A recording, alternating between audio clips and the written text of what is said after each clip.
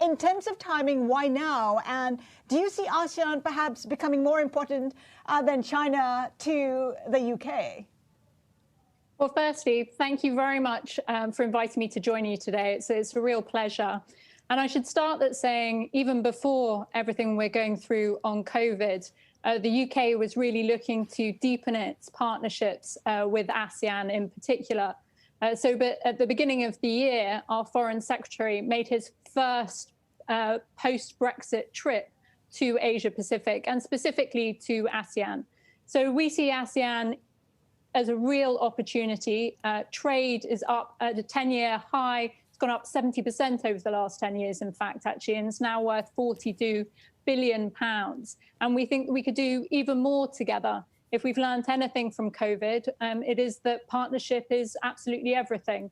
And so the meeting last week, the first ever UK-ASEAN economic dialogue, was an opportunity to reflect on everything we've done so far and also plan for the future, which we see in ASEAN. Speaking of the meeting last week, any concrete achievements?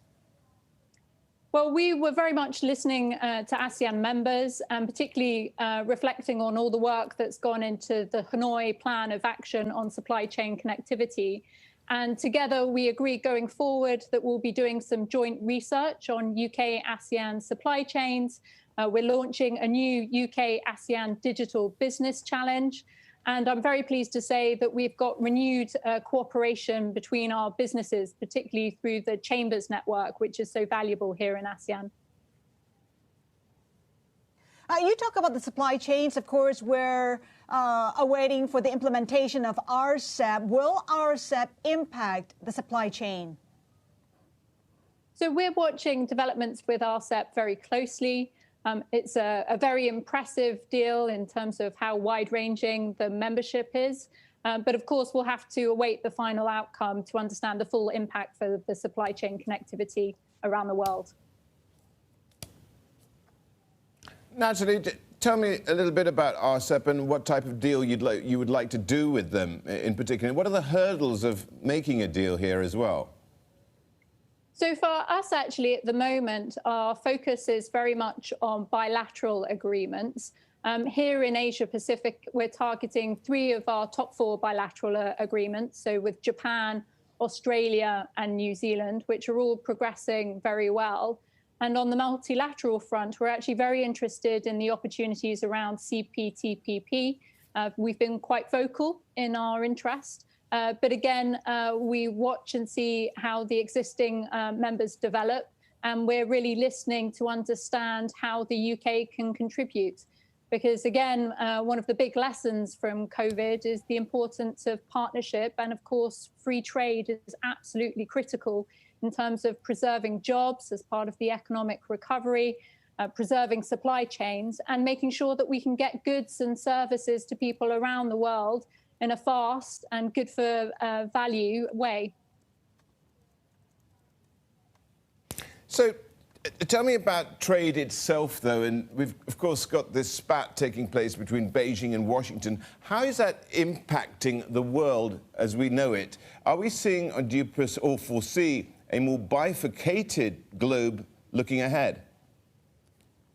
So I think it's firstly important to note that there are no winners in a trade war. And as we all collectively come together as part of efforts to ensure an economic recovery from COVID-19, we collectively need to put free trade at the center of everything that we're trying to achieve. And the UK is really focusing on defending the multilateral rule-based system, ensuring that it's transparent and fair. And at the moment, we are also championing Liam Fox, who was previously the Secretary of State for the Department for International Trade, as a candidate for Director General at the WTO. We think Dr. Fox brings excellent experience. He's well known in Asia Pacific in particular, and he also has a lot of political nous, which we think will be incredibly important to the WTO going forward. But at the moment, you know, the world is in flux still.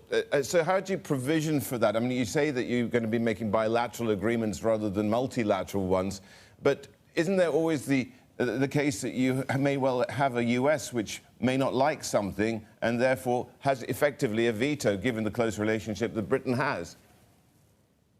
Well, I think it's important to focus on what the economy is going to look like going forward. And one of the things that you hear time and time again in ASEAN and across Asia Pacific is the increasing importance of digital trade.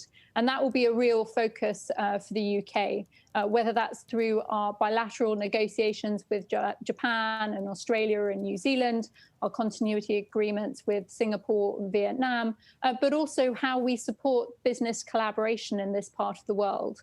So we have launched the first ever digital trade network, which will bring even more digital expertise into this part of the world. I see a huge amount of interest from British companies who want to be out here building partnerships. This week is London Tech Week, the absolute preeminent event in Europe for the tech community. And we've seen a number of interesting reports coming out of there, including one which is focusing on the global tech opportunity and sees Singapore jump 5 spaces.